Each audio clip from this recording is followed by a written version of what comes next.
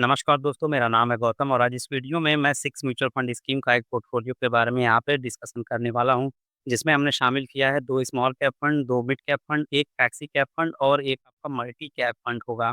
और ये जो मैं इन्वेस्टमेंट का आपको यहाँ पे तरीका बताने वाला हूँ, ये मैं आपको पहले ही बता दूँ कि ये शॉर्ट टर्म के लिए बिल्कुल भी नहीं है।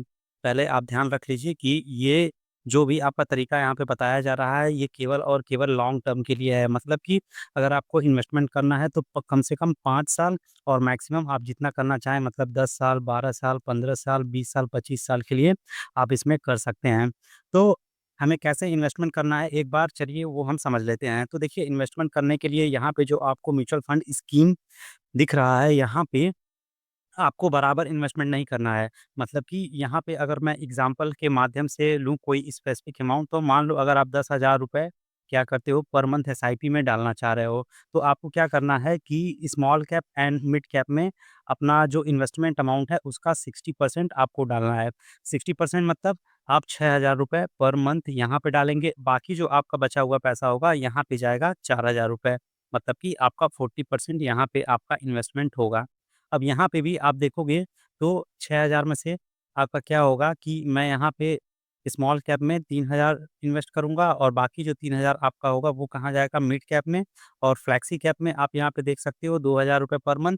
इसके अलावा मल्टी कैप में आप 2,000 रुपए पर मंथ डालोगे तो इस तरह आपका ये टोटल इन्वेस्टमेंट रहने वाला है। तो चलिए बिना किसी देरी के देखते हैं कि आखिर वो कौन-कौन से म्यूचुअल फंड स्कीम है इन चारों कैटेगरी में जिसमें हम इन्वेस्टमेंट करने के बारे में यहाँ पे बात करने वाले हैं।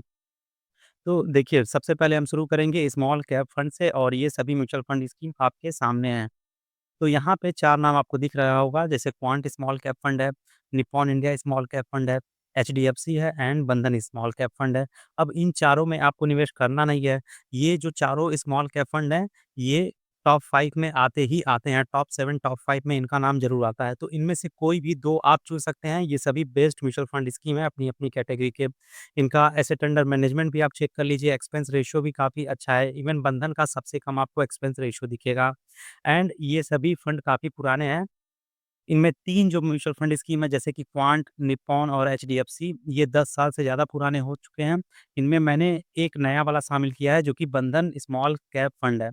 तो ये इस फंड के कुछ बेसिक डिटेल है, बाकी अगर रिटर्न की बात करें तो 3 year, 5 year, 7 year and 10 year का आप रिटर्न देख सकते हैं। ये वाला जो आपको पहले रिटर्न दिख रहा है यहाँ पे ये आपका कैटेगरी का एवरेज रिटर्न है। ये मैंने इसलिए लिया है ताकि मैं एक कंपैरिज़न करके आपको दिखा सकूँ कि इन सभी म्यूचुअल फंड स्कीम का जो कैटेगरी एवरेज रिटर्न है उसकी तुलना में कैसा प्रदर्शन रहा है। तो आप यहाँ पे साफ तौर पे देख सकते हैं कि क्वांट स्मॉल कैप ने हर साल चाहे 3 साल, 5 साल, 7 साल, 10 साल की बात हो, हर साल इन्होंने अपनी जो कैटेगरी एवरेज है उससे ज़्यादा रिटर्न बना के दिया है। यही हाल निप्पॉन का भी है। हर समय इन्होंने कैटेगरी एवरेज से ज़्यादा रिटर्न बना के दिया है। एचडीएफसी का भी यही हाल है एंड बंधन का भी यही हाल है। वैसे बंधन स्मॉल कैप फंड को अभी 5 साल ही हुए हैं, तो 7 ईयर एंड 10 ईयर का डेटा अवेलेबल नहीं है। एक चीज़ यहाँ पे रेट आपको दिख रहा होगा 18.99% ये आपका जो 7 ईयर का डेटा है, कैटेगरी एवरेज से यहाँ पे थोड़ा-सा लैग कर रहा है, लेकिन फिर भी 19% के आस-पास आपको अगर स्मॉल कैप में रिटर्न मिल रहा है, तो ये खराब रिटर्न नहीं कहलाएगा। तो इस वजह से मैंने इसको भी शामिल किया है, ये बेस्ट म्यूचुअल फंड स्कीम है स्मॉल कैप की कैटेगरी में। तो आप इनमें से कोई भी म्यूचुअल फंड स्कीम चुन सकते हैं इन्वेस्टमेंट के लिए। तो ये हो गया आपका स्मॉल कैप फंड के बारे में। अब आगे बढ़ते हैं, देखते हैं अगला फंड। अगला हमारा है फ्लेक्सी कैप फंड। इनमें से कोई भी आप एक इन्वेस्टमेंट के लिए चुन सकते हैं। देखिए टॉप 5 की अगर मैं बात करूँ फ्लेक्सी कैप फंड में तो ये 3 ज़रूर आते ही आते हैं। जैसे कि पराग फ्लेक्सी कैप फंड हो गया, एचडीएफसी फ्लेक्सी कैप फंड है, इसके अलावा जेएम फ्लेक्सी कैप फंड है। एक्सपेंस रेशियो इनका सामने है आपके पास, फंड का ऐज कितना हुआ है ये भी सामने है, बाकी रिटर्न भी आपको दिख रहा होगा। 7 ईयर एंड 10 ईयर का रिटर्न देखेंगे तो इन सभी म्यूचुअल फंड स्कीम ने 18% से ज़्यादा रिटर्न बना के दिया है। और 10 साल में भी आप देखेंगे तो 17-18% के आसपास रिटर्न बना के मिल रहा है। देखिए फ्लेक्सी कैप में अगर आप चेक करेंगे ना तो ज़्यादातर आपका जो एक्सपोज़र होता है वो लार्ज कैप स्टॉक में होता है। अमूमन आप पाएँगे कि 50% से ज़्यादा एलोकेशन आपका लार्ज कैप में ही दिखेगा। तो एक तरीके से अगर आप फ्लेक्सी कैप फंड में इन्वेस्टमेंट करते हैं तो आपको लार्ज कैप फंड का भी एक्सपोज़र मिल जाता है जिसकी वज़ह से रिस्क कम होता है और रिटर्न इतना शानदार मिल जाए तो और क्या चाहिए। वैसे flexi cap, multi cap, mid cap में मैं मैक्सिमम एक्सपेक्टेशन के बारे में अगर बात करूँ तो आपका एक्सपेक्टेशन 15% होना चाहिए। इससे ज़्यादा आप अपनी एक्सपेक्टेशन नहीं रखिएगा। वैसे ये सभी म्यूचुअल फंड स्कीम देखिए 18% 17% के आस-पास रिटर्न बना के दिया है, तो मतलब 2-3% ये आपको एक्स्ट्रा ही बना के दे रहे हैं। अब अब ये कोई गारंटी भी नहीं है कि आने वाले फ्यूचर में इतना ज़्यादा आपको रिटर्न ये फिर से दे सकें। इसलिए मैं बोल रहा हूँ कि आप अपना एक्सपेक्टेशन 15% रखेंगे तो फ्यूचर में अगर थोड़ा रिटर्न कम भी आता है तो आपको प्रॉब्लम नहीं होगी। रिटर्न कम आने से मेरा मतलब है कि कम होके बिल्कुल 7-8% तक नहीं जाएगा। हो सकता है 14.5, 15 या फिर 16% तक आ जाए। तो इतना आए अगर फ्लेक्सी कैप फंड में तो वो बेस्ट माना जाता है। तो इनमें से कोई भी आप इन्वेस्टमेंट के लिए आप चुन सकते हैं। तो ये हो गया फ्लेक्सी कैप फंड के बारे में। अगले हम देखते हैं कि कौन से फंड हैं मिड कैप की कैटेगरी में। ये रहा हमारे सामने, जैसे Motilal Oswal mid cap fund है, Invesco India mid cap fund है, एडलवाइज़ मिड कैप फंड है। इन सभी म्यूचुअल फंड स्कीम का आप चाहें तो एक्सपेंस रेशियो भी देख सकते हैं, काफ़ी कम है। 0.69, 0.56, 0.38, इवन एडलवाइज़ का देखेंगे तो सबसे कम यहाँ पे आपको एक्सपेंस रेशियो देखने को मिल रहा है। बाकी फंड एज अगर चेक करेंगे तो ये सभी म्यूचुअल फंड स्कीम 10 साल से ज़्यादा पुराने हो चुके हैं। तो इसका मतलब है कि ये मार्केट में काफ़ी लंबे समय से बने हुए हैं, लोग इन पे भरोसा करते हैं। बाकी रिटर्न आप देख सकते हैं, ये कैटेगरी का एवरेज रिटर्न है, यहाँ पे जो आपको दिख रहा है, ये सभी रिटर्न रिटर्न आप देखिए सभी जगह ग्रीन है, कहीं भी आपको रेड या फिर येलो नहीं दिखा है। मतलब कि हर समय, चाहे 3 ईयर की बात करूँ, 5 ईयर, 7 ईयर या फिर 10 ईयर्स की, हर एक टाइम ज़ोन में इन्होंने इन तीनों म्यूचुअल फंड स्कीम ने अपनी कैटेगरी को आउट परफ़ॉर्म किया है। 10 साल का अगर आप डेटा देखिए तो 19% के आसपास रिटर्न आया है मोतीलाल ओसवाल का, इन्वेस्को का भी 20% के आसपास है एंड एडलवाइस का भी लगभग-लगभग 20% के आसपास है। तो मिड कैप की कैटेगरी में अगर आपको 16% से ज़्यादा रिटर्न मिल रहा है तो बहुत अच्छी बात है, ठीक है? मैक्सिमम आप साढ़े 16, 15, 16 इतना आप अपनी एक्सपेक्टेशन रखेंगे तो अच्छा रहेगा। वैसे ये सभी म्यूचुअल फंड स्कीम ने हमेशा बेहतर रिटर्न दिया है। तो ये तो हो गया मिड कैप के बारे में, ठीक है? अगला हमारा कौन-सा कैटेगरी है वो भी एक बार देख लेते हैं। तो अगला कैटेगरी है हमारा multi cap category. Multi cap में देखेंगे तो निप्पॉन इंडिया मल्टी कैप है, महिंद्रा मनुलाइफ मल्टी कैप है एंड क्वांट मल्टी कैप है। यहाँ पे आप रिटर्न देख सकते हैं।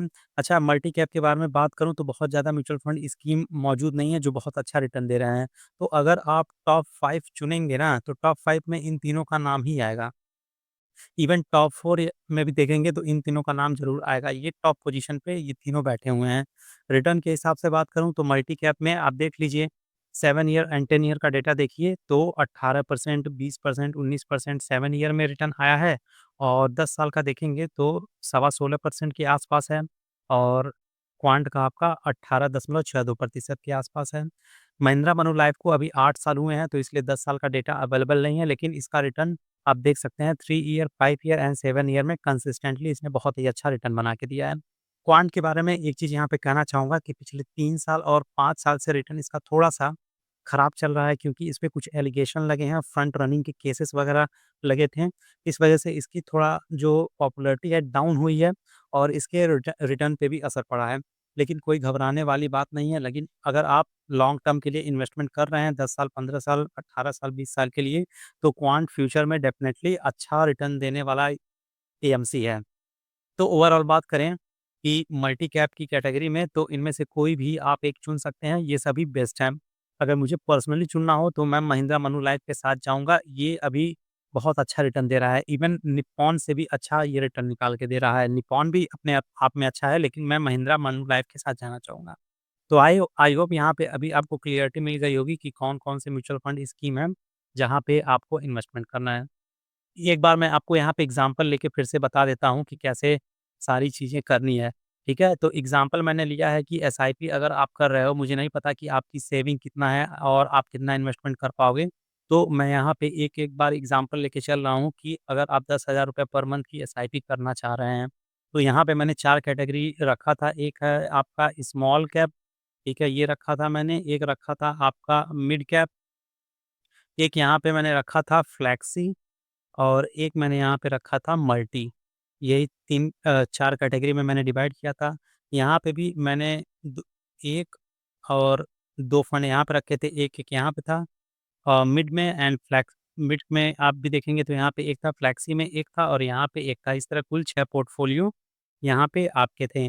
तो सेपरेट करेंगे तो ₹3000 यहाँ पे आपको डालना है, ₹3000 आपको यहाँ पे डालना है, ₹2000 आप यहाँ डाल सकते हो, ₹2000 यहाँ।